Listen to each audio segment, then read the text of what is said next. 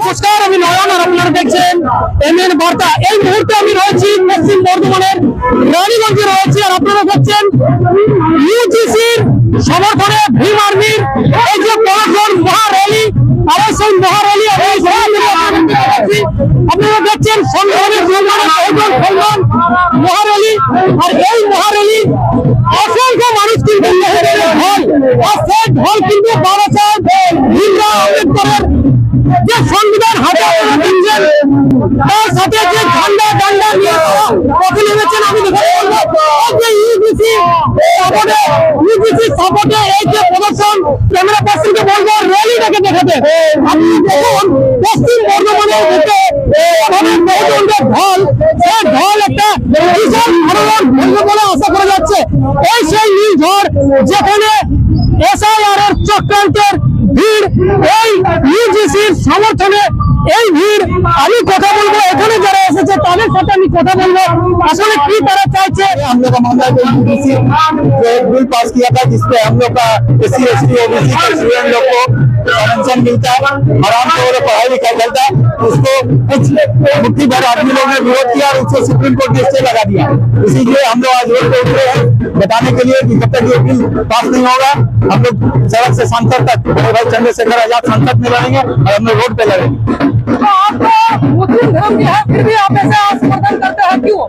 मुस्लिम हमेशा इक्वलिटी का बात करता है और आजाद समाज पार्टी भीम आर्मी हमेशा इक्वलिटी का बात करता है।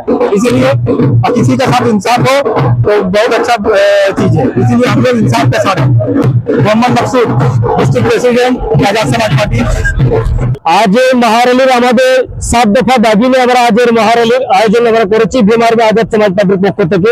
যেটা আমাদের উদ্দেশ্য রয়েছে, আপনারা জানেন সারা দেশব্যাপী যে ধরনের সবর্ণ লোকেদের দ্বারা ইউজিসি বিলটার বিরোধ করা হচ্ছে, সেই ইউজিসি বিলটাকে 100% লাগু করতে হবে, যেটা ওনারা এখন সুপ্রিম কোর্টের সহযোগিতা নিয়ে সেটা স্টে লাগিয়ে দিচ্ছে। আমরা চাই ইউজিসিটাকে 100% লাগু করা হোক। দ্বিতীয় নম্বর হচ্ছে যে এসআইআর এর যে চক্রান্ত এখন চলছে, সেই এসআইআর এর নামে আমাদের এরা আগে কি বলেছিল যে 2002 যাদের লিস্টে নাম থাকবে তাদেরকে কোনো রকম ভাবে দস্তাবেজ দেখাতে হবে না, তাদেরকে নোটিশ দিতে হবে না।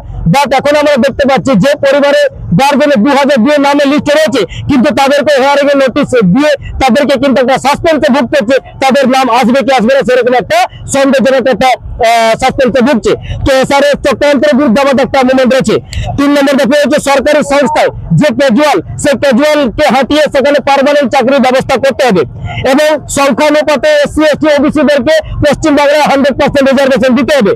মুসলিম, খ্রিস্টান, বৌদ্ধ এবং শিখদেরকে সাংবিধানিক সুরক্ষা দিতে হবে। ডক্টর আম্বেদকর সাহেবের যে সংবিধান, সে সংবিধানে আমাদেরকে 100% ফান্ডামেন্টাল রাইট দিয়েছে। সে মুসলিম, খ্রিস্টান, ইসলাম, বৌদ্ধ হতে পারে, কিন্তু আরএসএস বিজেপি দ্বারা এরা কি জবরদস্তি চার্চে ঢুকে, মসজিদে ঢুকে আমাদের খ্রিস্টান মুসলিম ভাইদের উপর অন্যায় অত্যাচার করছে। তার প্রতিবাদে আমরা চাই বাবা সাহেব ডক্টর আম্বেদকরের সংবিধানে যখন এসসি এসটি ওবিসি মাইনরিটিদেরকে সাংবিধানিক অধিকার দিয়েছে, তখন ভারত সরকার এবং প্রত্যেকটা সাংবিধানিক সংস্থা যারা বসে আছেন এদেরকে সাংবিধানিক সুরক্ষা দিতে হবে, তাদেরকে মান সম্মানের সাথে তাদের কোনো রকম যাতে বাধা নয় সে দিতে হবে। তারপর প্রাইভেট স্কুলে আমাদের এসসি এসটিদেরকে রিজার্ভেশন লাগু করতে হবে এবং বেসরকারি কলকারখানায় 100% আরএসএস লাগু করতে হবে। 7 দফা দাবি নিয়ে আমরা আজকে ভীম আর্মি আজাদ সমাজ পার্টির পক্ষ থেকে এই মহার‍্যালি আয়োজন করেছি। কিন্তু আরেকটা বিশেষ ঘটনা, আমাদের র্যালি চলাকালীন আমাদের এই সাফাই কর্মচারীদের একজন কর্মচারী আমাদেরকে সূচনাটা দেয় যে বেশ কয়েকদিন ধরে মিউনিসিপ্যালিটিতে এরা ধর্নাতে বসে আছে। তো আপনার মাধ্যমে আমি আমাদের সেই সাফাই কর্মচারী যে আন্দোলন, সেই সাফাই কর্মচারী আন্দোলনের যে দাবি, সেই দাবিটাকে আমি সম্পূর্ণরূপে সহমত জানাচ্ছি এবং সমর্থন করছি। এবং পশ্চিমবাংলার মমতা সরকার এবং পশ্চিমবঙ্গের যে আমাদের পশ্চিম বর্ধমানের যে মেয়র এবং কাউন্সিল যে আমাদের চেয়ারম্যান, এনার কাছে আমি রিকোয়েস্ট করছি যে আমাদের সাফাই কর্মচারীদের যে দাবি, এই দাবিটিকে পালন করা হোক। যদি কোনো রকম ভাবে দাবিটাকে ওরা না স্বীকার করে, তাহলে ফেব্রুয়ারি 20 তারিখের পর 20 তারিখ পর্যন্ত আমাদের টিএমসি সরকারে আছে, সময় রইল, আমরা 20 দিন পর্যন্ত সময় দিলাম। এই 20 দিনের মধ্যে যদি আমাদের সাফাই কর্মচারীর যে দাবি, সেই দাবিটা যদি পূর্ণ না করা হয়, তাহলে ফেব্রুয়ারি 21 তারিখ সেটা ভীম আর্মি আজাদ সমাজ পার্টি তাদের দাবি নিয়ে রাস্তায় আন্দোলন করবে।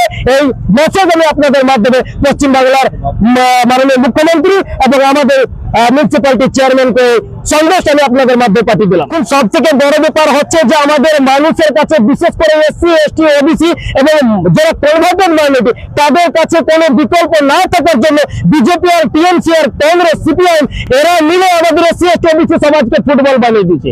ওদের কাছে কোনো বিকল্প না থাকলে এরা টিএমসি ভাবে বিজেপি করছে, বিজেপি ভাবে টিএমসি করছে, কিন্তু এদের মধ্যে একটা মিউচুয়াল আন্ডারস্ট্যান্ডিং যেটা আজকে আমাদের বহুজন সমাজের মানুষরা ধরতে পেরেছে এবং এর প্রতিবাদ হবে। এটা কিন্তু সড়ক থেকে সংসদ পর্যন্ত মুভমেন্ট হবে, এটা বলে দিলাম।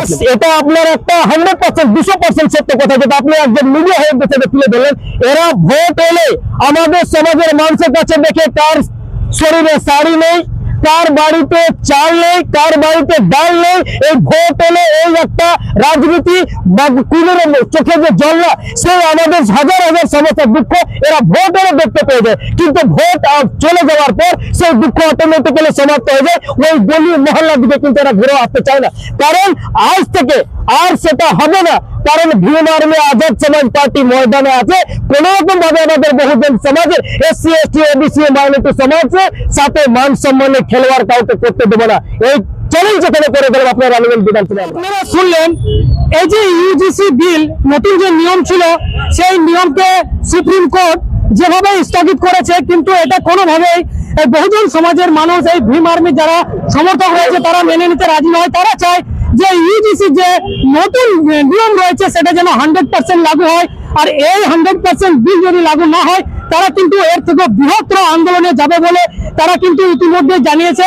যদি আপনারা এই বিষয়ে আপনাদের মতামত রাখতে চান, অবশ্যই কমেন্ট বক্সে কমেন্ট করে জানাবেন। যদি প্রথমবার ফেসবুকে দেখছেন, ফলো করে নেবেন। ইউটিউবে যদি দেখে থাকেন, অবশ্যই সাবস্ক্রাইব করে পাশে থাকবেন। এখন এই পর্যন্ত, ধন্যবাদ।